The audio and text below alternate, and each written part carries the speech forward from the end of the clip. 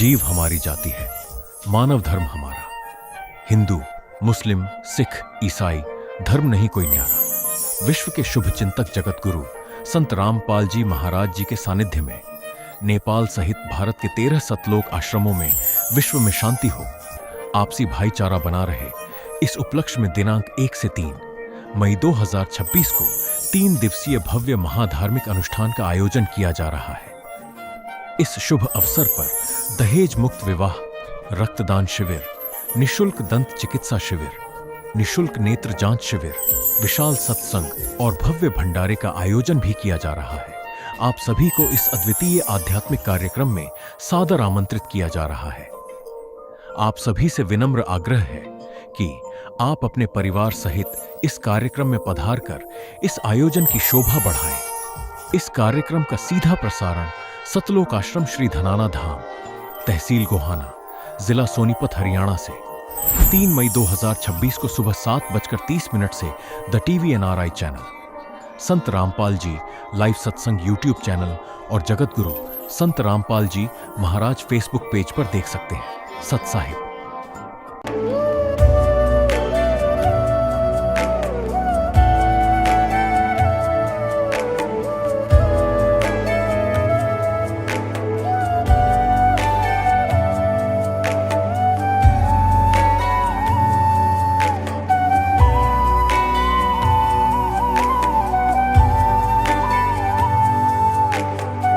पूर्ण परमात्मा पाप कर्म दंड को भी काट सकता है। अभी तक जिस भी संत व महापुरुष से मिले, उन्होंने यही बताया कि पाप कर्म फल भोगने से ही समाप्त होगा। वो प्रभु कौन है जो पाप कर्म को काट देता है, वो काल के बंधन से छुड़वा देता है। उसका क्या नाम है, पूजा की विधि क्या है? कृपया अवश्य सुनिए जगत गुरु तत्वदर्शी संत रामपाल जी महाराज के अमृत वचन। सत साहिब दर्शकों, कहते हैं मृत्यु को टाला नहीं जा सकता, इस पर जीत पाना असंभव है। अगर हम आपको कहें कि पूर्ण परमात्मा साधक की आयु बढ़ाकर उसे 100 वर्ष की आयु प्रदान करते हैं, तो शायद ही आप इस बात पर विश्वास करें। लेकिन ऐसा ही जीता जागता उदाहरण सामने आया है यमुनानगर, हरियाणा की रहने वाली सोनिया जी का। इन्हें शास्त्र अनुकूल भक्ति साधना का तब पता चला जब इनका रिश्ता हुआ एक पूर्ण संत के शिष्य से, जिसने इन्हें दी जीवन बदल देने वाली किताब ज्ञान गंगा। इस पुस्तक को पढ़ने के बाद सोनिया जी ने पूर्ण संत रामपाल जी महाराज जी से नाम दीक्षा ले ली और उसके बाद ऐसा चमत्कार हुआ जिसे सुन आप हैरान हो जाएंगे, क्योंकि ये आम इंसान और विज्ञान के लिए कर पाना असंभव है। पर असंभव को भी जो संभव कर दे, उसे ही तो परमात्मा कहते हैं। सुनिए ये अनोखी कहानी सोनिया जी की अपनी जुबानी। जी नमस्कार। नमस्कार सर। क्या नाम है जी आपका? सोनिया सैनी। सोनिया जी कहाँ से आए हैं आप? यमुनानगर से। संत रामपाल जी महाराज से नाम दीक्षा लेने से पहले आप क्या भक्ति साधनाएं करते थे? संत रामपाल जी महाराज से दीक्षा लेने से पहले हम जैसे हिंदू परंपरा के अकॉर्डिंग सभी देवी देवताओं की भक्ति करते थे। मैं शिव भगवान में ज़्यादा आस्था रखती थी शुरू से ही, बचपन से ही, मतलब जब से मैंने होश संभाला था, आप लगा लो 5-6 साल से ही मैं शिव भगवान जी को काफ़ी मानती थी, उनकी बहुत पूजा आराधना करती थी। और जैसे छोटे से ही मैंने शुरू कर दिया था व्रत रखना। सोमवार के मैं व्रत रखती थी और व्रत रखते टाइम जैसे 16 सोमवार कर दिया, उसके बाद हम जैसे भोजन खिलाते थे, गरीबों को भोजन खिलाते थे। मैं खुद अपने हाथ से ही, जैसे मम्मी की हेल्प से हम बनाते थे, वो खिलाते थे। उसके बाद क्या हुआ, शिव भगवान को की भक्ति करते करते धीरे धीरे क्या हुआ, जैसे सीरियल वगैरह में हम देखते हैं तो माता रानी का हमने देखा, माता रानी वैष्णो माता का हमने देखा, तो वैष्णो माता का हमने खूब किया, बहुत शुरू कर दिया कि मैं एक फ़ोटो लेके आई वैष्णो माता की। वैष्णो माता गई थी मैं जब मैं 8th स्टैंडर्ड में थी, 8वीं कक्षा में पढ़ती थी तब, तो मैं वैष्णो माता की एक मूर्ति लेके आई थी। तो वहाँ से भी हम उसकी बहुत पूजा करती थी, बहुत भक्ति की मैंने, वैष्णो माता की व्रत भी किए मैंने। फिर क्या हुआ, जैसे हम और होता है हमारे समाज में, जैसे सभी देवी देवताओं को मानते हैं, तो मैंने क्या किया, साईं बाबा को भी हमने बहुत माना, मतलब उनकी बहुत भक्ति करते थे। जब हम कॉलेज टाइम में थे, कॉलेज जाती थी तो मतलब काफ़ी डिस्टेंस है हमारे गांव से, जो कॉलेज है सिटी है वहाँ तक, लेकिन फिर भी हम मतलब घबराते नहीं थे, जाते थे और वहाँ पे भी बहुत पूजा करते थे, सेवा करते थे। फिर उसके बाद जैसे क्या हुआ, आ गया कि हाँ भाई जो लक्ष्मी जी हैं उनके भी व्रत रखने चाहिए। तो मन में आस्था थी, हाँ भाई भगवान मिले, चाहे वो कैसे भी मिले, किसी भी रूप में मिले, बस ये था कि भगवान मिले। तो लक्ष्मी जी को भी हमने व्रत करना शुरू कर दिया। जैसे किसी ने बोल दिया कि हाँ अभी आप लक्ष्मी का भी करो, तो लक्ष्मी जी के व्रत करने हमने शुरू कर दिए। सोनिया जी, हमारा सवाल यहाँ पर यह है कि आपकी एक खोज थी भगवान पाने की, तो क्या संत रामपाल जी महाराज से जुड़ने के बाद आपकी वो खोज पूरी हुई? देखिए, करते थे काफ़ी पूजाएं की, तो क्या हुआ, हमारी रिश्ता तय हुआ। जो संत रामपाल जी महाराज जी के शिष्य थे, उनके घर में हमारे रिश्ता तय हुआ। तो उन्होंने क्या किया कि हमें एक पुस्तक दी, ज्ञान गंगा। तो ज्ञान गंगा ऐसे ही उस समय मैं एमए कर रही थी, तो एग्ज़ाम का टाइम था, तो मैंने उस पर इतना ध्यान नहीं दिया, क्योंकि मेरी थिंकिंग ये थी, ध्यान इसलिए नहीं दिया कि मुझे जैसे पता लगा था ना ससुराल की तरफ से कि इन्होंने गुरु बना रखे हैं। तो मेरी थिंकिंग ये थी कि मेरे और भगवान के बीच में, क्योंकि मैं भक्ति खूब करती थी, जागरण वगैरह भी हम करते थे मेरे पापा, तो मेरे और भगवान के बीच में थर्ड पर्सन की कोई ज़रूरत नहीं है, यानी कि मुझे गुरु की कोई आवश्यकता नहीं है। गुरु क्या होते हैं, बस उनके विषय में मेरा यही था कि गुरु कुछ नहीं है, भगवान और हम जो हैं वो सब कुछ है। ठीक है, तो ऐसे करके थोड़े दिन के बाद ससुराल से कॉल आई, उन्होंने बोला कि आपने वो पुस्तक पढ़ी? तो हमने कहा नहीं, हमें टाइम नहीं मिला, नहीं पढ़ी। तो उन्होंने कहा उसको एक बार पढ़ो। तो हमने कहा वो मोटी है, हम क्या पढ़े, उसमें से कुछ समझ तो आता नहीं। तो उन्होंने बोला कि आप ऐसा करो, सृष्टि रचना उसमें से पढ़ो। तो हमने क्या किया, चलो जब इतना प्रेशर कर रहे हैं, बोल रहे हैं कि पढ़ो एक बार, देख तो ले क्या है, क्योंकि मैं गीता जी भी मैंने पढ़ी हुई है, भगवत गीता के मेरे ताऊ जी के पास थी, वो भी मैंने पढ़ी हुई है, और ये जो रामायण महाभारत है ये भी मैंने पढ़ी हुई है। तो उनके विषय में मुझे थोड़ी नॉलेज थी, लेकिन चलो आध्यात्मिकता के तरीके से मैंने सोचा कि चलो पढ़ लेते हैं, सृष्टि रचना है क्या।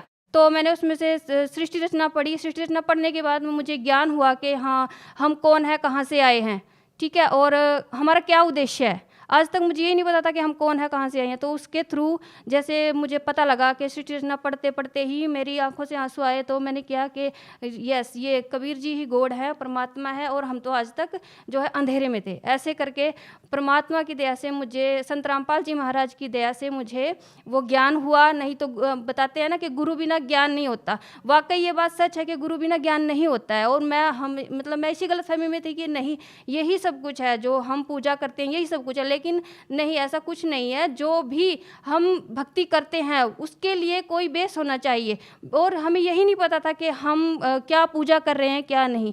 सोनिया जी, हमारा सवाल ये है कि हर एक श्रद्धालु संत रामपाल जी महाराज जी से इसलिए भी नाम दीक्षा लेता है ताकि उसे आध्यात्मिक, भौतिक और आर्थिक लाभ मिले। हम आपसे ये जानना चाहेंगे कि क्या आपको संत रामपाल जी महाराज से नाम दीक्षा लेने के बाद लाभ मिले? हाँ जी, बहुत लाभ मिले हैं, क्योंकि वो सच्ची भक्ति है, उससे मुझे बहुत लाभ मिले हैं। सबसे पहले तो संत रामपाल जी महाराज ने, मतलब जैसे मैंने प्रथम नाम लिया था, तुरंत उसके बाद ही मैं आश्रम में गई हुई थी। मेरे हाथ में इसमें एक गांठ थी, तो इसको ये काफ़ी सालों से थी, 6-7 सालों से थी, जब से मैंने होश संभाला था, मतलब तब से थी ये मेरे हाथ में।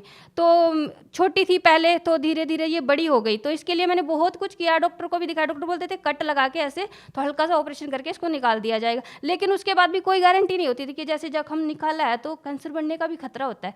तो इस चीज़ से मुझे डर था। उसके लिए मैंने बहुत किया, झाड़ फूंक वगैरह सब, मतलब जैसे पीर वगैरह पर जाते हैं, प्रसाद वगैरह चढ़ाते हैं, कबूल देते थे जब जगत में थे। लेकिन क्या हुआ, जैसे ही संत रामपाल जी महाराज दीक्षा ली, 4 महीने ही मुझे हुए थे, मैं आश्रम में गई हुई थी, तो अचानक ही परमात्मा ने मेरी ये रसोड़ी गायब कर दी। तो ये मेरे लिए बहुत बड़ा चमत्कार था, ठीक है, कि मेरी ये रसोड़ी जिसके लिए मुझे इतना वो करना पड़ा, ये परमात्मा ने ठीक कर दी।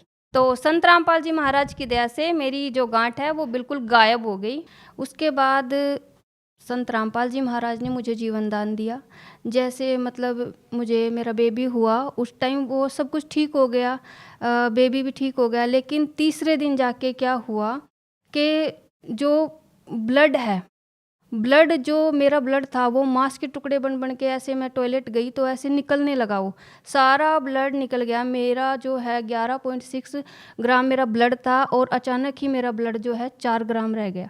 तो डॉक्टर भी हैरान थे, डॉक्टरों को लगा कि भाई ऐसा मतलब ऐसी सिचुएशन तो होनी नहीं चाहिए थी। जब 3 दिन हो गए सब कुछ ठीक था, तो उसके बाद क्या हुआ, उन्होंने तुरंत मुझे आईसीयू में वो ले गए। अचानक ही फिर मेरी हार्ट बीट भी बढ़ने लगी, चेस्ट में इन्फेक्शन हो गया, तुरंत काफ़ी सारे रोग एकदम से हो गए। तो डॉक्टर घबरा गए, डॉक्टर को लगा कि पता नहीं क्या हो गया। आईसीयू में मुझे एडमिट किया, वेंटिलेटर लगाया। उसके बाद तुरंत मेरे ईसीजी किया, एक्सरे वगैरह किया कि क्या है क्या नहीं, कुछ समस्या समझ नहीं उनके आई, तो वो भी हैरान थे। उसके बाद क्या हुआ कि नाइट का समय था, 12 बजे हुए थे। 12 बजे के करीब क्या हुआ, अचानक ही मेरी हार्ट बीट बिल्कुल डाउन हो गई। तो जो नर्स है वो आई, वो घबराई, उन्होंने सभी डॉक्टर को बुलाया। जितने भी मतलब आर्मी के हॉस्पिटल डॉक्टर्स हैं वो इतनी जल्दी आते नहीं हैं, मतलब उनका भी एक ड्यूटी होती है, ड्यूटी टाइम होता है उनका भी। लेकिन क्या उन्होंने उनको कॉल किया, सभी आए, 10-12 टीम आई। वो हैरान हो गए कि इसको हुआ क्या, अचानक ही हार्ट बीट डाउन कैसे हो गई है। उनको ये हुआ कि अब ये शायद बचेगा नहीं पेशेंट, लेकिन उन्होंने भी पूरा जोर लगाया, उन्होंने पूरा जो ट्रीटमेंट था वो सब किया। उसके बाद भी उनको लगा कि ये पेशेंट नहीं बचेगा। फिर क्या हुआ, परमात्मा जो संत रामपाल जी महाराज थे वो साथ थे। मुझे सब कुछ दिखाई दे रहा था, मुझे ये था एक पैरालाइज की तरह हो जाते हैं ना, ऐसा मेरे हाथ पैर हिल नहीं रहे थे, लेकिन क्या है सुनाई दे रहा था, सब कुछ दिखाई दे रहा था, हिल नहीं पा रहा। तो मालिक संत रामपाल जी महाराज जी ने जो हमें मंत्र जाप दिया है वो किया, उनकी कृपा से सब ठीक हुआ, मतलब मुझे जीवन दान मिला है। और ये बात डॉक्टर्स ने भी मानी है कि आप किसी की शरण में थे, इसीलिए आप जो है बचे, नहीं तो हमारे बस की ये बात नहीं थी कि आपको बचा पाए। तो ये लाभ मुझे मिला।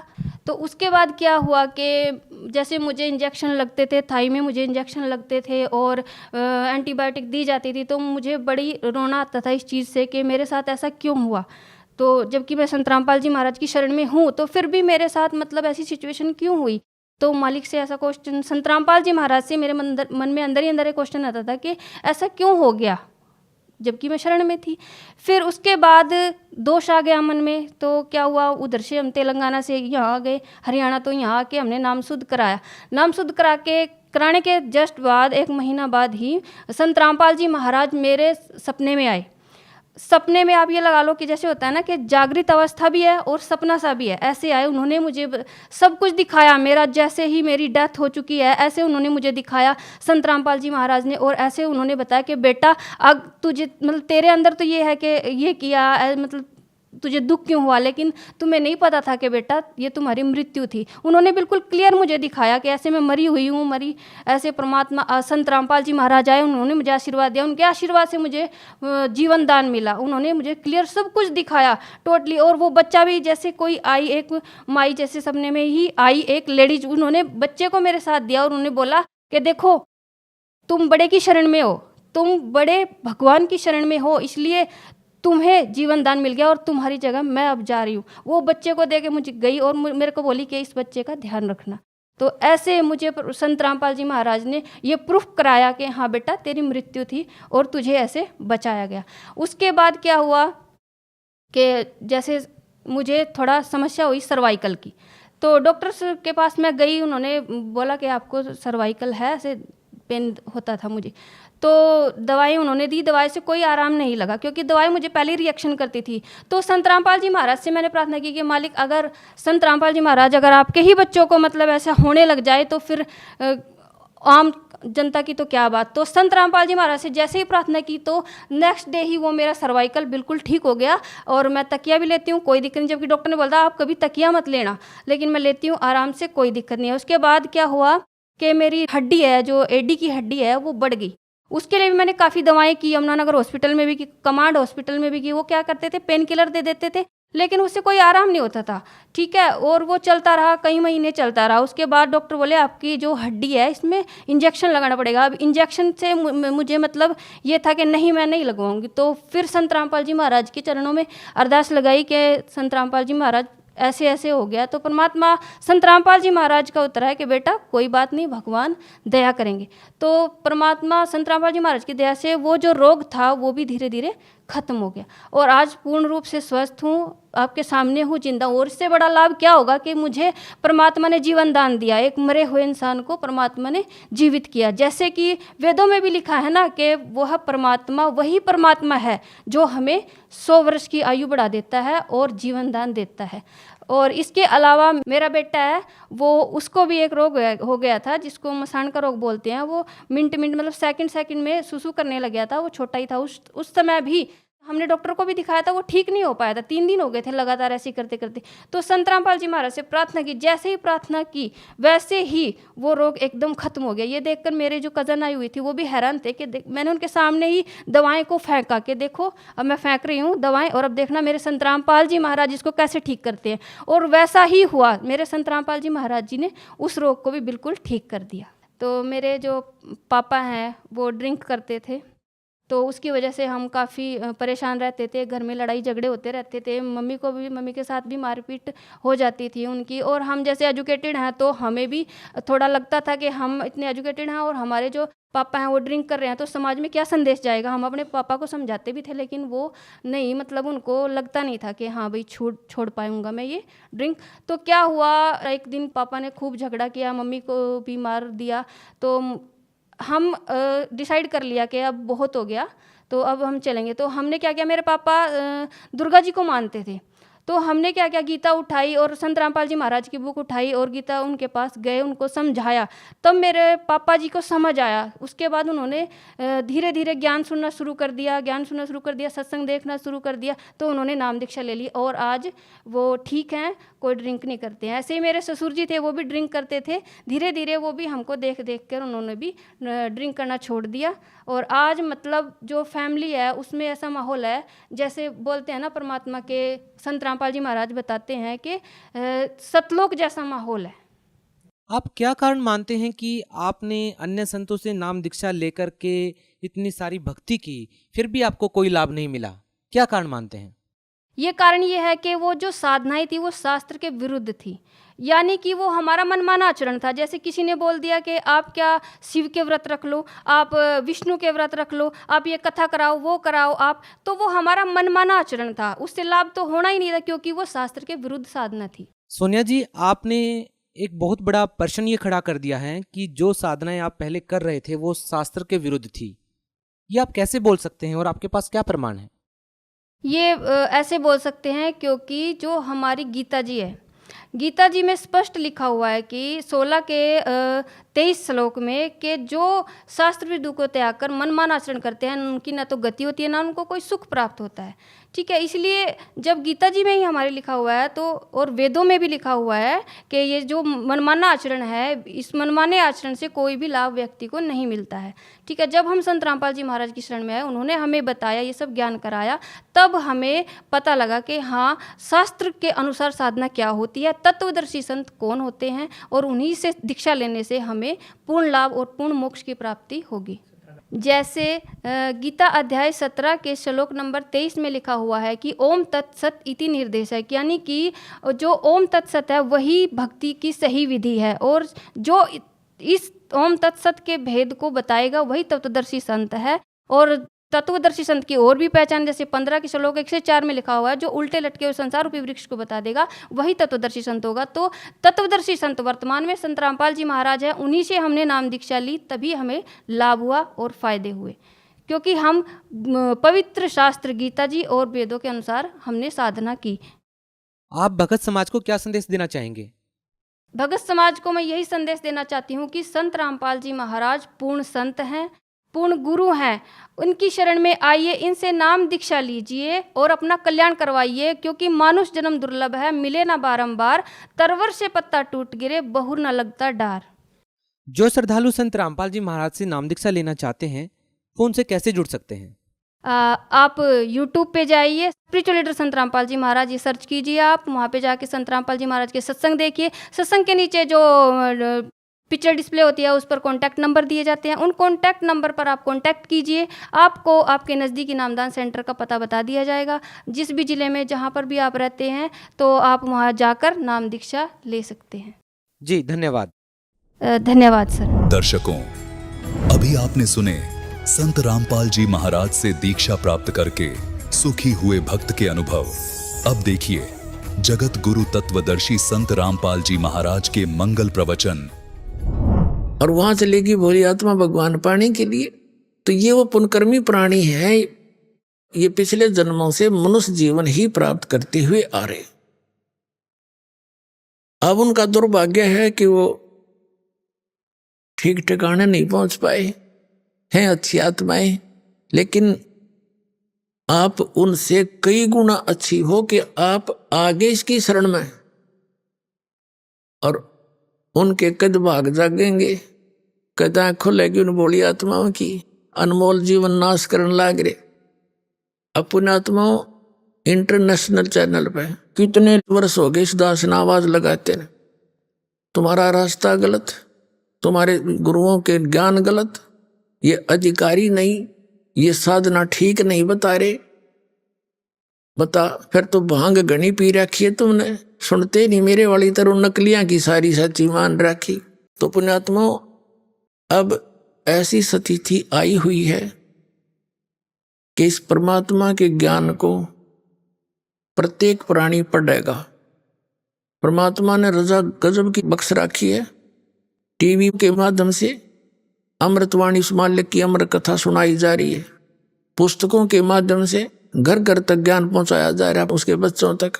अब ये पढ़ेंगे, इस अमृतवाणी के पढ़ने मात्र से ऐसे बहुत से भक्तों के जो हमारे भक्त जाते हैं वो कहते हैं हमने ये पुस्तक ही पढ़ी थी ज्ञान गंगा, और हमने एक डिमांड रखी थी भगवान का आगे, हमारी वह सफल होगी, अब नाम लेने भी आवांगे हम। बताओ इसके पढ़ने ते सुख होने लगे, क्योंकि ये अमर कथा है। अरे राधा स्वामी वालों के पास कख भी नहीं, जोत लानी न छुटवा दी ना हिंदू धर्म में घर घर में जोत जला करती, वह बंद करवा दी, क्योंकि ये तो काल के एजेंट है। न तो नाश कति भट्ठा बैठाना है आत्माओं का, परमात्माओं का, कि कति भक्तिहीन हो जाए, नास्तिक हो जाए, लास्ट में भगवान है ही नहीं। ये तो यूं चाव है, और परमात्मा ये चाहता है इनमें आस्था बनी रहे भगवान की। आप आए, बीच बीच में संत भेज दिए, आज तक भक्ति जीवित रखी उस दाता ने इस समय के लिए। अब राधा स्वामी वाले धन सतगुरु ये बाल्य किस्से का देख लो, ना कोई जोत लगानी, अन्न की वाणी का पता है अठपट माने। तो इन्होंने जो पुण्य कर्म बना करते थे थोड़े बहुत सब अध्याय के, इनकी राधा स्वामी धन सतगुरु वाले की वाणी पढ़ के देखो, कख भी नींद में न सतलोक का बेरा न सतनाम का इनको तो वाणी है कोई। तो अमर वाणी जो परमात्मा प्राप्त संतों से और प्रमाणित सदग्रंथों से पढ़ने से जो लाभ होता है वो तुरंत असर करता है। उससे ज्ञान यज्ञ और कुछ पाप ऐसे होते हैं हमारे अंतःकरण में जो परमात्मा की महिमा सुनने से नष्ट हो जाते हैं।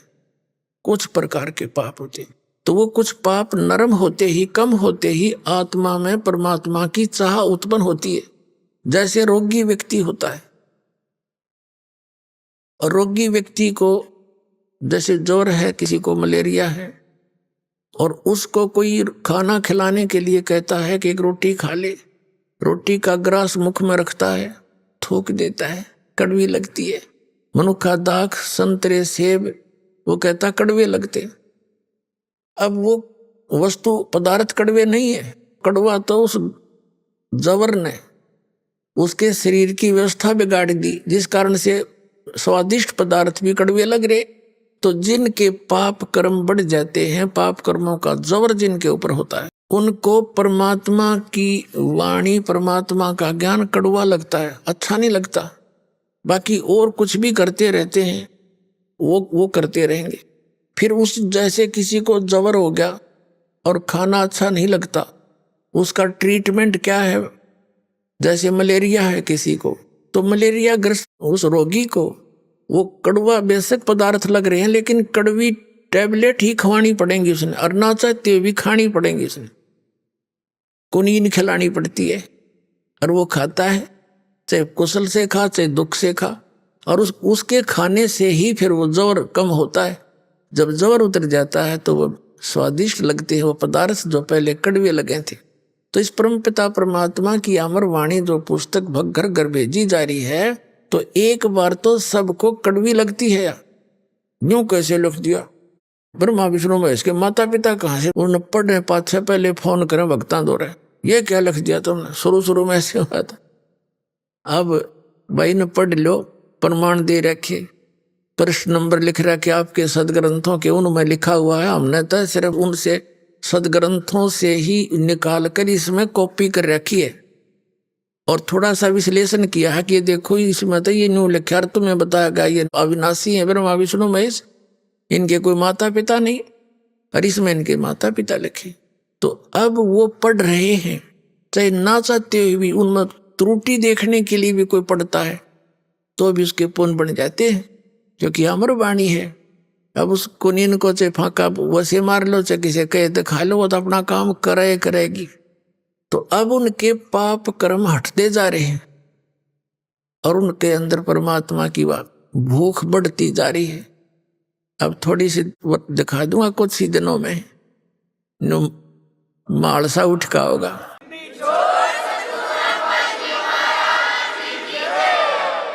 इस परमात्मा की अमर वाणी जो स्पीकर लगा के सुनाई जाती है, घर घर में चलती है, पड़ोसियों को भी लाभ होता है, ये सत्कर मान लेना। अब कई वक्त बताते हैं, ऐसे तो ऐसे बहुतों के साथ ऐसे बीती है, ये भूतों के दुखी व्यक्ति यहाँ नाम ले लेते हैं। अब नाम ले लिया तो नाम लेते ही उनके भूत बातें फिर भाग जाते, वहां रहेंगे नहीं, क्योंकि भगवान का निवास हो गया उस घर में। तो फिर पड़ोसियां के जाएंगे, अपने दूसरे और कहीं जाएंगे, तो दूसरे ये कहते हैं कि तुमने हमारे ऊपर जंतर मंत्र करा दिया और सारे भूत हमारे छोड़ दिए। अब कमाल के आदमी हो, आम जंतर मंत्र जानते नहीं, ना पकड़ना छड़ जानते, भूता ना छोड़ना जानते। हम तो एक ऐसी विधि भक्ति बताते हैं जैसे जिस घर में ऑल आउट लगा दी, ऑल आउट लाए पाछे फिर मच्छर पे बाद दूसरे आगे चले जाएंगे जिनका ऑल आउट को नहीं। तो परमात्मा की यह वाणी और ये मंत्र, ये भक्ति दे दी जाती है, ये ऑल आउट है, वहां नहीं रह सकते। कबीर साहब कहते हैं देवी देव ठाड भये, ये देवी देवता मेरे आगे आकर खड़े हो गए हाथ जोड़ के, हमको ठोर बताओ। तो कबीर साहब कहते हैं जो मुझको पूजे नहीं उनको लूटो खाओ। कबीर साहब के सामने सब देवता ये भूत पितर आगे खड़े हो गए, न बोले जी ये भगवान जो आपकी पूजा करते हैं वो हम हमें तो मानते ही नहीं, अब हम हमें जगह बताओ कहाँ जाएं। परमात्मा बोले जो मुझको पूजे नहीं उनको लूटो खाओ, बाकी मेरे भक्तों के पास मत आ जाना, खबरदार। तो चले जाते रहते हैं। तो ये परमात्मा की वाणी ना स्टार्ट हो जाती, ये खिसक जाते हैं अपने आप। तो वो भगत बताओ इन्हों कह जी वो पड़ोसी दूसरे भाई चाचे ताऊ हमारे शरो हैं, तुमने हमारा जंतर मंत्र करा दिया, तो उनको भी ये कहो भी आप भी ऑल आउट ले लो, आज जो हमारे साथ चलो, ये सारे भाग जाएंगे सबके। तो कहने का भाव ये पुण्यात्माओं जो प्रसंग है वहीं आते हैं। अब आप जी उन पुण्यात्माओं में से हो, साधों से ती मस्करी, चोरों नाल खुशाल, ये मल अखाड़ा जीतेंगे भाई युगन युगन के माल। माल माने पहलवान। अब पहलवान जब उसकी आमना सामना होगा कुश्ती का, तो वही हारे जीतेगा, वही विजयी होगा जिसने पहले एक्सरसाइज कर रखी हो। तो पुण्यात्मा तुम युगों युगों के माल हो, युगों युगों से भक्ति के लिए तड़फ रहे हो, चल रहे हो, फिर रह जाते हो किसी गलती से। तो अब वो समय मिल गया आपको अनेकों कष्ट उठा के, और जैसने चूक गए ये सत्कर मान लेना। फिर ना जाने कितने हजार युगों के बाद ये समय और ये भक्ति आपको मिलेगी। आपका सौभाग्य आपको ऐसे समय में जन्म, धन्य है आपके माता पिता जिनसे जन्म हुआ, और इसका पूर्ण लाभ उठाना।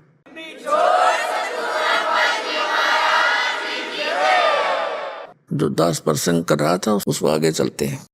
गोता मारूं स्वर्ग में जा बैठू पाताले, कहे कबीर ढूंढता फिरूं हूं अपने हीरे मोती लाल।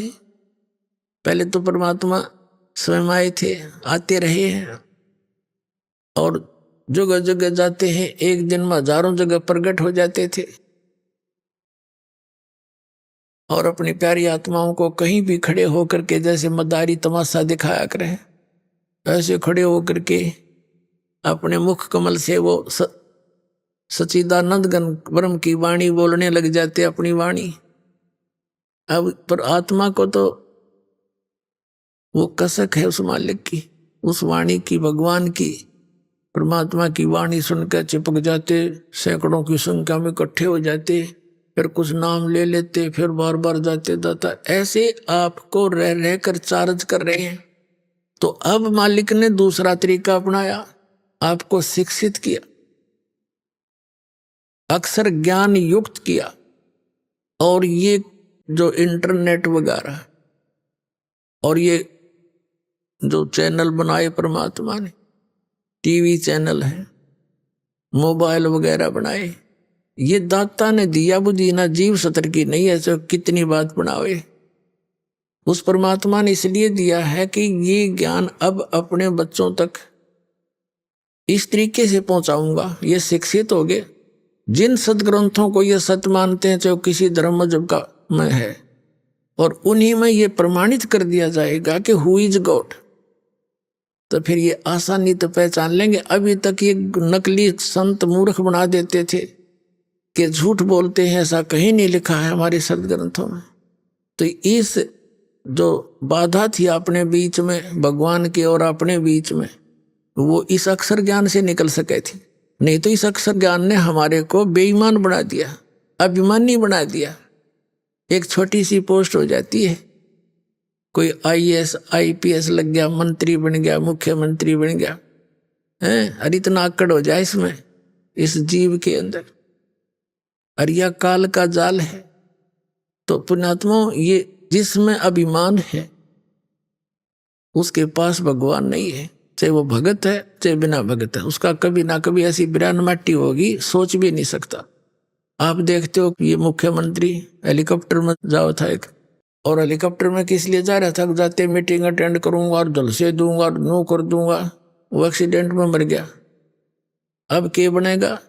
कबीर साहब कहते हैं, कबीर हरि के नाम बिना ये राजा रस्य भो, मट्टी लदे को मार के और घास न डाल ले कोई। कितना बड़ा मुकदमा वो ले लिया भी मतलब में। तो परमात्मा के इस ज्ञान से जीव ने अपनी स्थिति का पता लगता है कि मैं के सौदा है।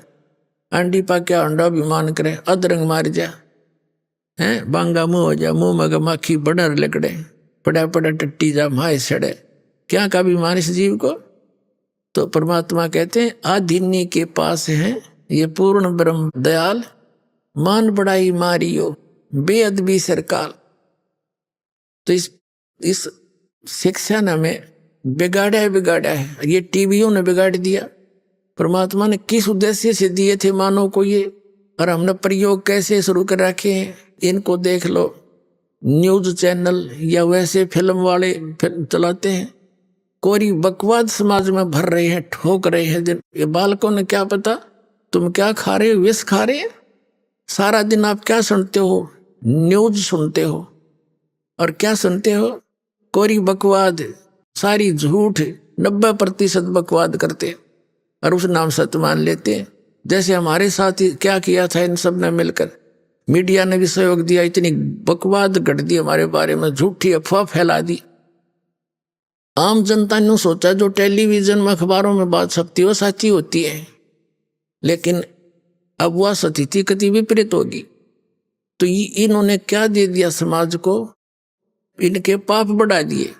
अब हम इसका सदुपयोग करेंगे। परमात्मा ने इसलिए दिया था, यो कुछ दिनों में देख लेना, ज्ञान हो जाएगा। जब पुण्यात्माओं को इन टेलीविजनों पर परमात्मा की चर्चा चलेगी तो यह ही चलेगी ना, दूसरी नहीं चलेगी। बंद करवा देंगे इनको लोग। हाँ,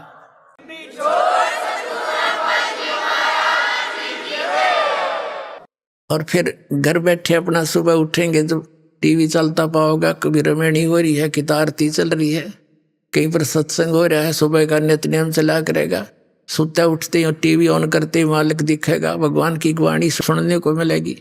ये सुते उठते के सुने है, उसने ऐसे कर दिया, वो नेता ने बोला, सारे झूठ कपट बोले, उसने इतना गबन कर दिया, फलाने ने ऐसा कर दिया, ये हमारा क्या काम भाई। तो इस प्रकार फिर ये समस्या का समाधान भी, जैसे ये पीछे से ये कर रहे थे कोशिश में, ये कंट्रोल करा जावे, ये जो भ्रष्टाचार बढ़ गया इसको, तो भ्रष्टाचार का नाश तो अब होगा। जैसे दास ये समाज तैयार कर रहा है, इन्हें जहर दिखाई देगा किसी की एक छोटी सी वस्तु भी। एक भक्त था, बता जी 1500 रुपये पड़े पाए मैंने रास्ते में, और वो उठा के दान पात्र में डाल दिए। नहीं तो कौन डाल है, लोग तो तड़के बैठ जाए अपनी दुकान में और ऑफिस में, कौन आवर उसने दुखी सुखी करके पैसे ले, नरा कोड खावे, तो एकदम परिवर्तन आवेगा, सच्चाई के साथ आवेगा। आत्मा स्वीकार नहीं करेगी इस विष को, और दूसरे कारण अपने ऊपर होगा। हम किसी से पैसा लेते हैं, रिश्वत लेते हैं, या किसी के साथ वैसे धोखाधड़ी करते हैं, पैसे लेकर नहीं देते हैं, तो अगले जन्म में या तो उसका पशु बनेगा, ना फिर दामाद बन के लेकर जाएगा उसके पैसे। देखे पाछे के हाल हो रहा था, यो इतना दहेज देते हैं और खुश होकर देना पड़े। तो ये सब हमारे लेन देन के झगड़े हैं। और अब इस समय में परमात्मा की शरण में हमारे ये सब आपस के संस्कार अब खत्म कर दिए जाएंगे, और आगे हम बढ़ावा को नहीं, तो हम इस तरह से तलोक जाएंगे।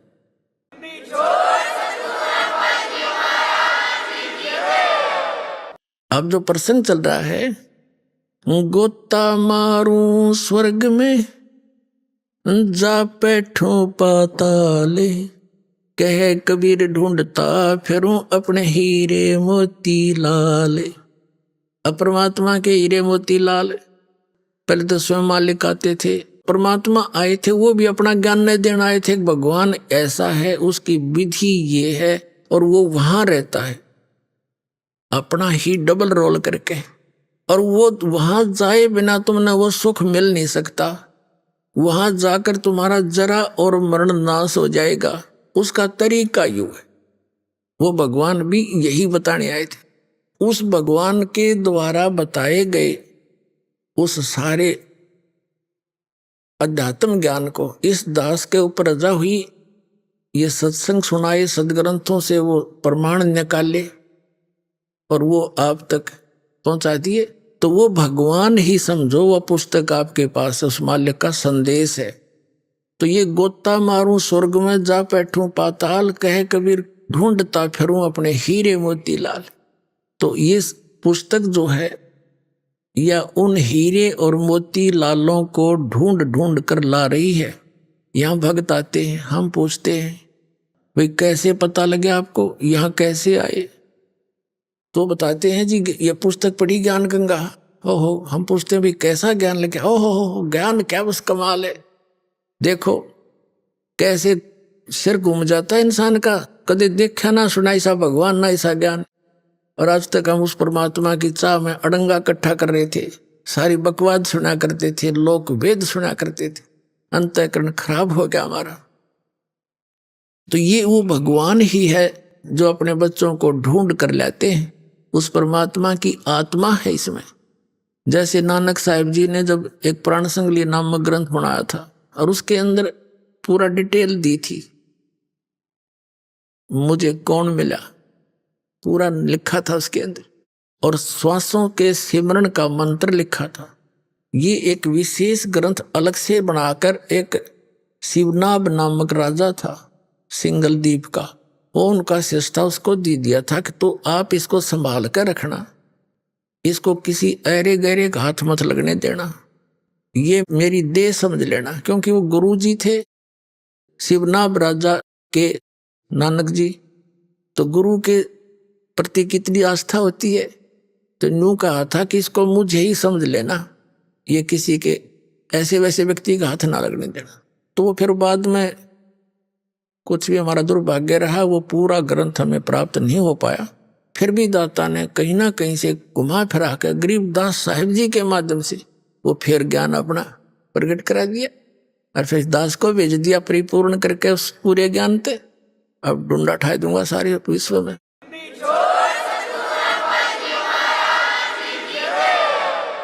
अपने आत्माओं,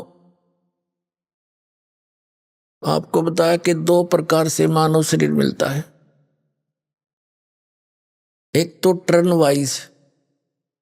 वाइज मीन 84 लाख योनियों कुत्ते गधे सूअर जंगली जानवर बोर बन बना के फिर एक मानव शरीर तो मिलता ही मिलता है। और एक आपको बताया कि पिछले जन्मों से मनुष्य जीवन से ही मनुष्य जीवन प्राप्त होते आ रहे हैं। उनमें और उनमें अंतर होता है। जो सीधे मनुष्य जीवन से आए हैं वो तुरंत भक्ति पर लग जाते हैं, उनमें बकवाद घनी नहीं होती। बेशक जब तक संत शरण में नहीं आते और जैसे माहौल समाज में रहे उनमें थोड़ा बहुत अड़ंगा भर जाता है, लेकिन वो इतने अधिक निर्मल होते हैं वो तुरंत ही उनका मैल उतर जाता है। और दूसरे जो आते हैं टर्न वाइज, उनका अंतःकरण तो इतना मैला होता है जैसे ये मोटरसाइकिल के जीपा के मैकेनिक होया करें जिनके कपड़े इतने काले हो जाएं उनके कलर का बिना बेरा ये कौन से कलर के। अब एक तो उस कपड़े ने धोए जैसे डेली पैर रखे हो, शाम ने धोए थोड़ी सी साबुन में उसे चमक जा। हर एक उस मिस्त्री वाले कपड़े ने धोने लग गए, उसमें कितना समय लगेगा, लेकिन साधन ठीक हो तो वो भी साफ हो सकता है, ऐसी बात नहीं। तो ईब एक तो उसको निर्मल करना, हर एक उस कपड़े को जो डेली पैर कर फिर साफ हो जाए, पैरने से मैला हो गया फिर धो लिया, वो सिगर वो तो बिल्कुल जल्दी हो जाता है। तो जो मनुष्य जीवन प्राप्त करते हुए आ रहे हैं उनके अंतःकरण बस इतने गमैले हैं, और जो दूसरे हैं उनके वो मिस्त्रियां जैसे कपड़े हो रहे हैं। अब उनको थोड़ा समय लग जाएगा लेकिन होंगे वह भी साफ है। भगवान का आदेश है कि पूरे विश्व में जितने भी प्राणी हैं जो इस सतनाम को ग्रहण कर लेंगे उन सब का मोक्ष होगा।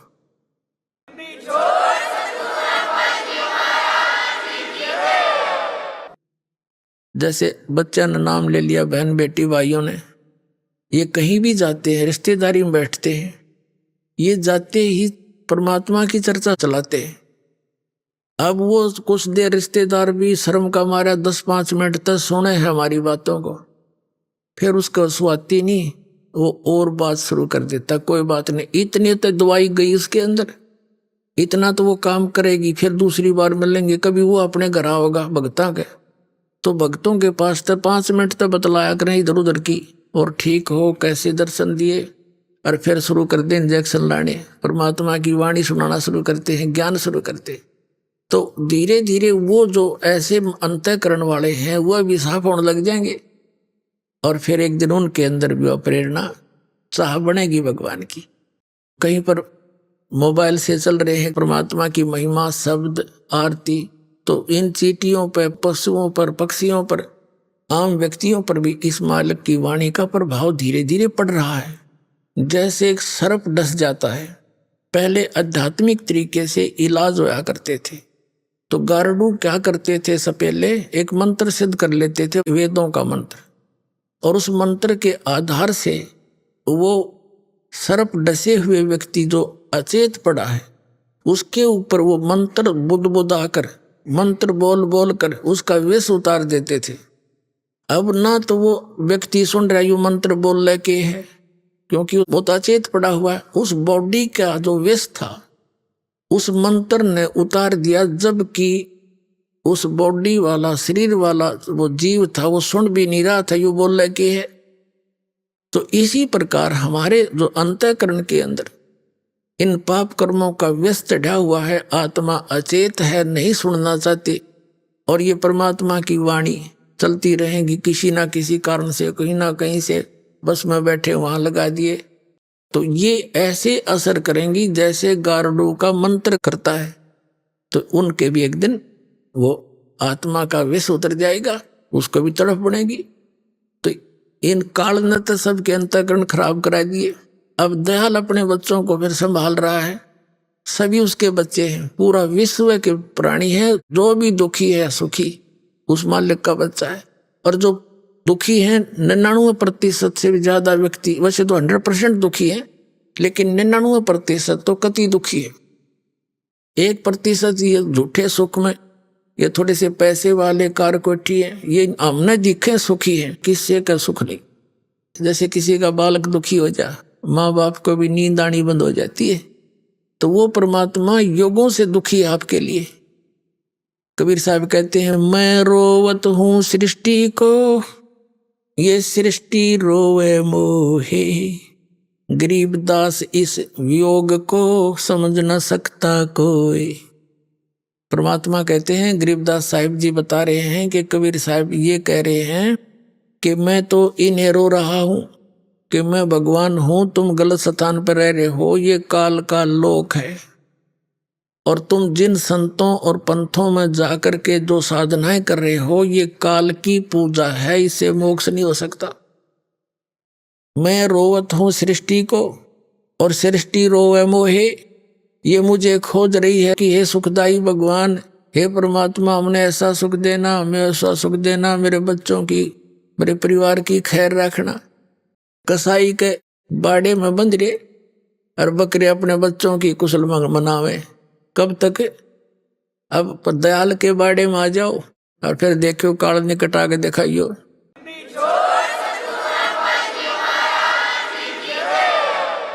अब परमात्मा अपने उस विधान अनुसार गोता मारूं स्वर्ग में, जा बैठूं पाताले, गरीबदास ढूंढता फिरूं मैं अपने हीरे मोती लाल।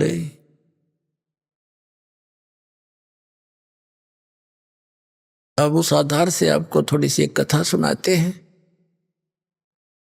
एक धर्मदास नाम के बांधवगढ़ के रहने वाले एक सेठ थे, बहुत बड़े वैश्य कुल में जन्म था। एक रूपदास नाम के एक संत से उनने उपदेश ले रखा था। श्री राम, श्री कृष्ण, श्री विष्णु, श्री शंकर भगवान के कट्टर पुजारी थे। एकादशी का व्रत रखते थे। 65 साल की उम्र हो गई थी। वैष्णु साधु जैसा वेशभूषा बनाकर, एक तिलक लगा के माथे पे, एक कंठी माला गले में डाल के, एक उसकी तुलसी के लकड़ी की, यानी पूर्व जो भी वैष्णु परंपरा से दीक्षित जो व्यक्ति होते थे उनको ये ऐसी वेशभूषा बना देते थे वह संत जन। और रूपदास जी ने जो साधना बताई थी, गीता जी का नित्य पाठ किया कर, रामकृष्ण की पूजा किया करो, रामकृष्ण विष्णु शिव जी की, और एकादशी का व्रत रखो, 68 तीर्थों में जाने से बड़ा पुण्य होता है। तो काल प्रेरणा से वो ज्ञान प्राप्त श्री धर्मदास जी 68 तीर्थ पर भ्रमण करते हुए, क्योंकि लास्ट समय आ रहा था उसके जीवन का, उसने सोचा 68 तीर्थ कर लूं, धन बतेरा। लड़का था उसका एक, वो युवा हो रहा था, उसने काम संभाल लिया था। उसने सोचा लास्ट समय चल रहा है जीवन का, जैसे गुरुजी ने बताया सारा ये काम कर चालू। अब जिसको भगवान की चाह वो तन मन धन से लग जाता है। अब पुण्यात्माओं, आदरणीय गरीबदास साहिब जी ने परमात्मा से प्राप्त अपनी दिव्य दृष्टि के बाद उस आत्मा और परमात्मा का जो संवाद हुआ और जैसी लीला भगवान किया करते हैं वो चित्रार्थ की है, सुनाता हूं आपको। आपको दास ने बहुत बार बताया, इन वेदों और गीता जी और पुराणों का ज्ञान दास को सन 2000 में हुआ। उससे पहले सन 1988 से सन 2000 तक 12 वर्ष तक इस दास ने इस गरीबदास साहिब जी की वाणी के आधार से सत्संग किया। और इसके आधार से जो सत्संग किया वो भी हमारे जो पुराने भक्त उनको सबको मालूम है, वो कैसेट अभी तक उनके पास उपलब्ध है। और फिर ये सदग्रंथों प्रमाण देखे, ओए होए। अभी आपने सुने संत रामपाल जी महाराज के मंगल प्रवचन। आइए अब सुनते हैं संत रामपाल जी महाराज से नाम दीक्षा लेकर सतभक्ति करके अद्भुत लाभ प्राप्त करने वाले अनुयायी के विचार। काल के इस लोक में आज हर व्यक्ति सांसारिक रोग और पीड़ा से ग्रस्त है, फिर भी इंसान ईश्वर की खोज में लगातार रहता है। ईश्वर की सही परख मानव को एक सच्चा संत ही बता सकता है, लेकिन जब एक व्यक्ति सच्चे संत के संपर्क में ना आकर गलत मार्ग पर चलने लग जाता है तो उसका परमात्मा के नाम से विश्वास उठ जाता है। ऐसी ही कहानी है नीरज जी की, जो लुधियाना पंजाब के रहने वाले हैं। नीरज जी 3 साल से जय गुरुदेव पंथ से जुड़े थे और उनके द्वारा बताई गई भक्ति साधना करते थे, लेकिन उस साधना से नीरज जी को कोई लाभ नहीं मिला। इनके जीवन में परिवर्तन का पल वो था जब इन्हें संत रामपाल जी महाराज स्वयं दिखे और इन्हें परमेश्वर कबीर जी की भक्ति साधना करने के लिए कहा। संत रामपाल जी महाराज से मिलने के बाद ही नीरज जी को जीवन में मोक्ष का मार्ग मिला। संत रामपाल जी महाराज से दीक्षा लेने के बाद इन्हें बीमारी से भी छुटकारा मिला। आइए जानते हैं कैसे इन्हें अपने जीवन में सच्ची भक्ति और मोक्ष का रास्ता मिला। अब सुनिए नीरज जी के जीवन परिवर्तन की कहानी, उन्हीं की जुबानी।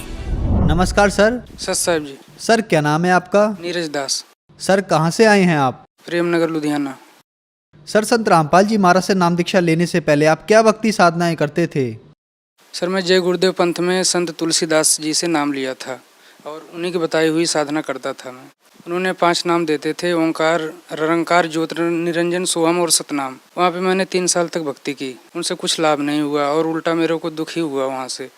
सर आप संत रामपाल जी महाराज की शरण में कैसे आए? सर मैंने संत रामपाल जी महाराज की शरण में इसे आया कि मेरे को ब्रेन ट्यूमर हो गया ये साधना करते करते ही, और सभी डॉक्टरों ने बोल दिया कि भाई अब तुमको ज़्यादा हो गया है और इसका इलाज हम करेंगे तो बहुत महंगी करेंगे, बाकी इसकी गारंटी नहीं लेंगे हम। तो फिर मैंने अरदास भी लगाई वहाँ पे जय गुरुदेव पंथ में, तो उन्होंने बोला बेटा कर्म का भोग है, जो कर्म किए उसको आपको भोगना ही पड़ेगा। तो फिर मैंने क्या किया, मैं कहा कि भक्ति नहीं करनी चाहिए क्योंकि इन संतों के पास कुछ है ही नहीं जो हमको कुछ लाभ नहीं दे सकता है, तो इस भक्ति से क्या फ़ायदा हमको। फिर हमने क्या किया कि दर्द इतने होते थे कि हमको रोज़ इंजेक्शन लगते थे, कई बार हम अपने आप इंजेक्शन लगा लेते थे, और दवाई तो हमेशा जेब में रहती थी हमारे, पेन किलर। इसके बाद क्या हुआ कि एक दिन हमने पॉइजन ले आई, उसको हमने ये मन में दिमाग में ले आया कि मैं इसी को खा लूँगा अब, क्योंकि इतनी तकलीफ़ होती थी हमको कि बिल्कुल असहनीय। तो हमने पॉइजन रखी और इसी तरह लेट गए बेड पे। फिर गुरुजी ने, बंदी छोड़ सतगुरु रामपाल जी महाराज ने एक बैग प्रकट हो गए वहाँ पे, और मैं बैठे हूँ, देख रहा हूँ कि कोई आ रहा है, लेकिन मैंने गुरुजी को कभी देखा नहीं था। जब प्रकट हो गए इसके बाद बोले बेटा भक्ति कर, तो मेरे मन में थोड़ा सा कुछ उल्टी भावना आई। मैं कहा कि मैं तो इतने दिन से भक्ति कर रहा हूँ और कोई लाभ नहीं है, आप कहते हो भक्ति कर। तो बोले नहीं बेटा तू भक्ति जो कर रहा है गलत है। तो मैंने कहा कि भक्ति गलत है, आप कहते हो कि जो है मैं सही भक्ति बताता हूँ, तो आप तो संत लगते नहीं हो, क्योंकि सर जी हमारे मन में ऐसी भावना थी कि जिसकी लंबी दाढ़ी होगी, जिसके कपड़े अलग तरह के होंगे, वही संत है। तो हमने बोला आप तो संत हो नहीं, क्योंकि आपका कपड़े भी कोई वैसे नहीं है और आपके पास दाढ़ी मूछ भी नहीं है। तो बोले नहीं बेटा मैं पूर्ण परमात्मा का अवतार हूँ और मैं जो है तेरे को बचाता रहा आगे, और इसलिए मैं आया हूँ आज। तो मैंने बोला कि ठीक है, आप कहते हो नकली नाम देते हैं, तो आप नाम बताओ कि आप क्या देते हो, तभी हम कुछ टैली करेंगे कि वो क्या देते हैं आप क्या देते हो। तो गुरुजी ने बोला बेटा इसे नाम नहीं देते हम। तो हम बोले तो फिर हम कैसे पता पाएंगे। तो गुरुजी ने वहाँ पे हमसे फार्म भरवाई नाम दीक्षा की। फिर उन्होंने पहला मंत्र दिया घर पे ही हमारे आकर के, बंदी छोड़ रामपाल जी महाराज ने। जब गुरुजी ने सर पे हाथ रखा हमारे, बोले बेटा अब आराम है दर्द को तेरे? मैं कहा हाँ जी अब तो आराम है। गुरुजी ने बोले कि ठीक है तू आ जाना मेरे पास। तो मैं बोला गुरुजी मेरे पास तो पैसे नहीं आने के, तो मैं कैसे आ पाऊँगा वहाँ पे, क्योंकि और संतों के पास जाओ तो कुछ न कुछ फीस देनी पड़ती वहाँ पे। तो गुरुजी ने हंसने लगे, बोले बेटा वहाँ पे पैसे नहीं लगते हैं, तो केवल किराया लेके आ जाना जितना किराया का है। मैं कहा ठीक है जी आ जाऊँगा, क्योंकि एक लत थी हमको कि हम बीड़ी पीते थे, सिगरेट पीते थे, क्योंकि जय गुरुदेव पंथ में बताते थे कि आप हुक्का पी सकते हो, बीड़ी पी सकते हो। इसके बाद हमने जब गुरुजी चले आए बंदी छोड़ रामपाल जी महाराज, वहाँ से अंतर ध्यान हो गए, फिर मेरे दिमाग में आया कि आराम भी हो गया था, क्योंकि जब आराम होता है तो मन बकवाद करने लगता है। तो हमने कहा कि ये तो बीड़ी भी छुटवा रहे हैं, छोड़ नहीं जाएंगे वहाँ पे। फिर दूसरे दिन फिर दर्द होने लग गया, फिर मैंने दवाई ली, इंजेक्शन लगवाए। फिर तीसरे दिन फिर संत रामपाल जी महाराज सपने में आए, फिर बोले बेटा तू आया नहीं। मैं कहा गुरुजी अब कल जरूर आऊँगा। फिर गुरुजी फिर अंतर ध्यान हो गए वहाँ से।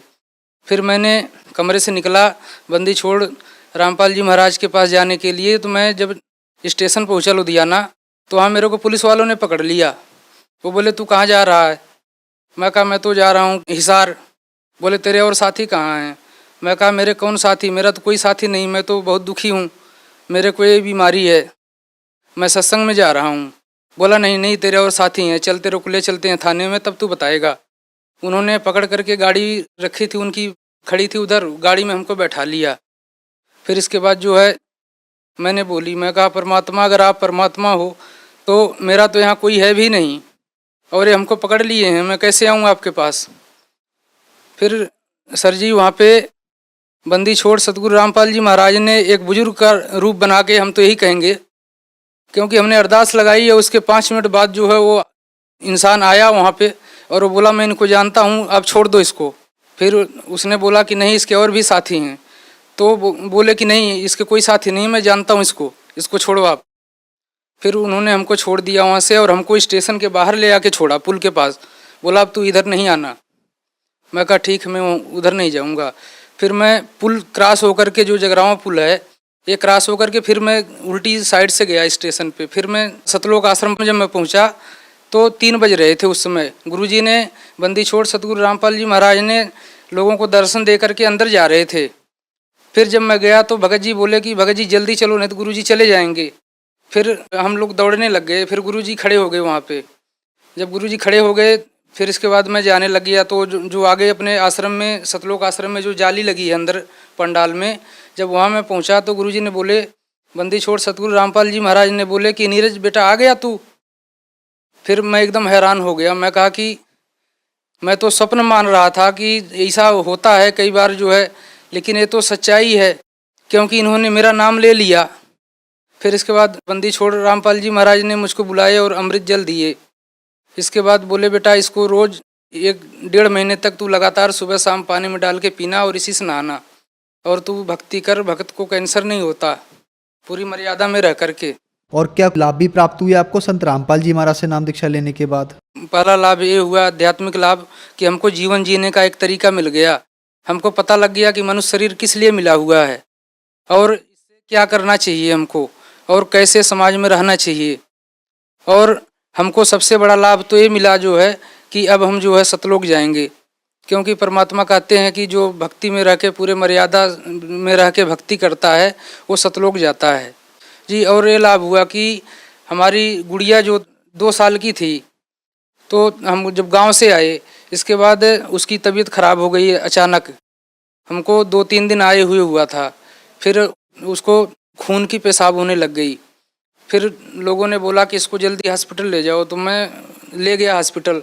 तो हॉस्पिटल वाले ने बोला कि ये तो भाई बहुत जटिल बीमारी है और इसके लिए आप 10,000 तुरंत जमा करो। तो अपने पास पैसे नहीं था। फिर हमारी भक्तमती ने बोली कि जो है ऐसा करो कि आप बंदी छोड़ सतगुरु रामपाल जी महाराज के पास अरदास लगा लो।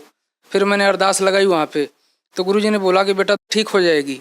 फिर मेरी गुड़िया 1 घंटे के बाद जो है एकदम बिल्कुल ठीक हो गई। 1 घंटे से पहले ही मेरी भक्तमती जो है उस गुड़िया को लेकर बैठी हुई थी कमरे में।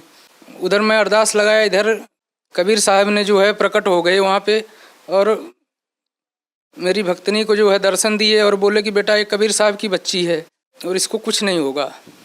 सर, संत रामपाल जी महाराज से नाम दीक्षा लेने के बाद आपको बहुत सारे लाभ प्राप्त हुए, तो जो श्रद्धालु आज आपको देख रहे हैं, आप उन्हें क्या संदेश देना चाहेंगे? सर, भगत समाज को हम यही संदेश देना चाहते हैं। सर, आज का समाज जो है वो ग्रेजुएट समाज है, सभी लोग पढ़े लिखे हैं, सब लोग अपने ग्रंथों को पढ़ सकते हैं। इसलिए परमात्मा बंदी छोड़ सतगुरु रामपाल जी महाराज जी हर ग्रंथ को खोल करके इन्होंने प्रोजेक्टर के माध्यम से दिखाया है कि भगत समाज इसको देखे और जो समझे कि हमारे ग्रंथों में क्या लिखा हुआ है। अगर भगत समाज जिसको परमात्मा पाने की लालसा है, इच्छा है मन में, वो अगर सत्संग देखेगा, अपने ग्रंथों से मिलान करेगा, तो उसको ऑटोमेटिकली पता लग जाएगा कि पूर्ण संत कौन है और नकली कौन है। इसलिए ये जो है मार्ग और ये समय, ऐसे समय परमात्मा ने जो चलाई है कि आज भगत समाज के लिए एक वरदान सा है। जो परमात्मा को पाना चाहते हैं उनके लिए हमारा यही संदेश है कि वो लोग अपने हठयोग को और जो अपने अकड़ दिखा रहे हैं कि हमारे संत ठीक हैं, हमारे संत ठीक हैं, वो उनको समझें और बंदी छोड़ सतगुरु रामपाल जी महाराज के सत्संगों को सुने। सर, संत रामपाल जी महाराज से नाम दीक्षा कैसे ले सकते हैं? सर, अलग अलग जिलों में अलग अलग नामदान केंद्र बनाए गए हैं और वहाँ पे नामदान चलता है। वहाँ पे जाके भगत समाज अगर कोई नाम लेने की इच्छुक हैं, चैनल पे गुरुजी का प्रोग्राम आता है बंदी छोड़ सतगुरु रामपाल जी महाराज का, उस पर नीचे लाइनिंग आती है, उस पर फ़ोन नंबर दिए गए हैं, उससे फ़ोन नंबर से संपर्क करके वो अपना जो है नामदान ले सकते हैं। धन्यवाद सर। साहब जी।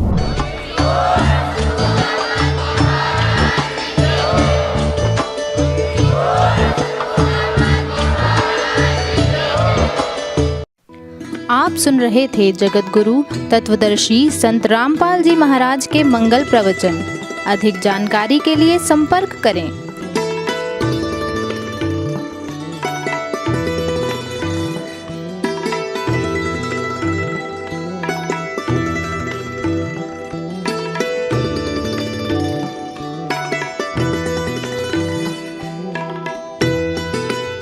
जगत गुरु तत्वदर्शी संत रामपाल जी महाराज जी के पावन सानिध्य में भक्ति की अलख जगाने तथा श्रद्धालुओं को सत्य भक्ति मार्ग का रास्ता दिखाने हेतु कनाडा के लोकप्रिय channel the TV NRI channel पर जगत गुरु तत्वदर्शी संत रामपाल जी महाराज जी के मंगल प्रवचनों का प्रसारण प्रतिदिन सुबह 7:30 बजे से 8:30 बजे तक तथा रात्रि 7:30 बजे से 8:30 बजे तक किया जा रहा है। इस सत्य भक्ति मार्ग को अपनाने के लिए अधिक से अधिक सत्संग प्रसारण देखें। इस सत्संग प्रवचन का सीधा प्रसारण संत रामपाल जी महाराज लाइव सत्संग YouTube चैनल और जगत गुरु संत रामपाल जी महाराज फेसबुक पेज पर भी देख सकते हैं।